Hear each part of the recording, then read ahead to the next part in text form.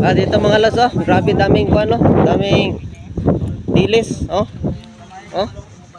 Na. Te, ito te, may buyer na din dito, te. May buyer na ito.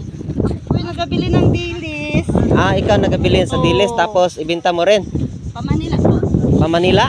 Ay, dalhin pa pala ito sa Manila mga lods. Oh, yes. Grabe. Yung buyer namin.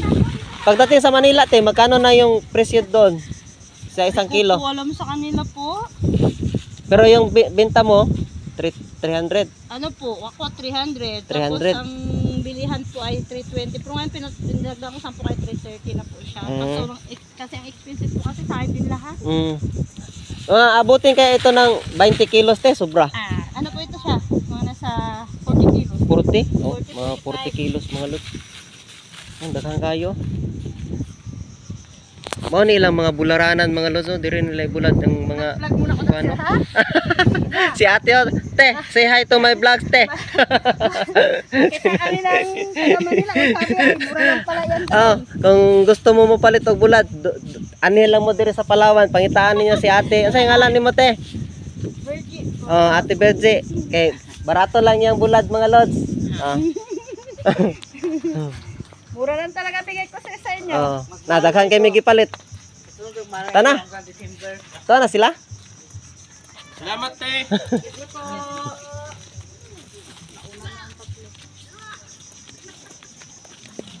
Manguli na may mga lods kay nakabitbit na may bulad. Diya mga lods, oh. Kay balo ba mo tagpila ang kuanan ni? Na Richard, si Master. Ang mga kauban, si Carl.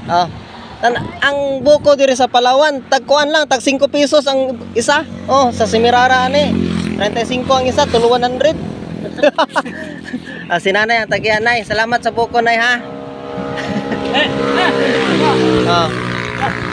Buko, di, maguli na may daghang kimig buko dala.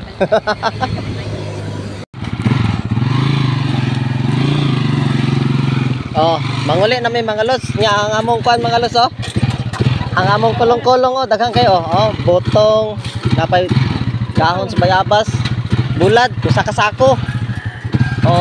Tanawa mga lods. Sir, salamat.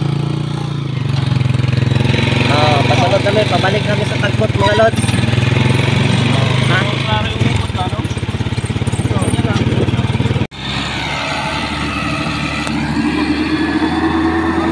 Ito na mga lods, agad, grabe alikabok mga lods. Dala namin mga buko, tapos bulad, tuyo, daing. Yun ang tagbot namin,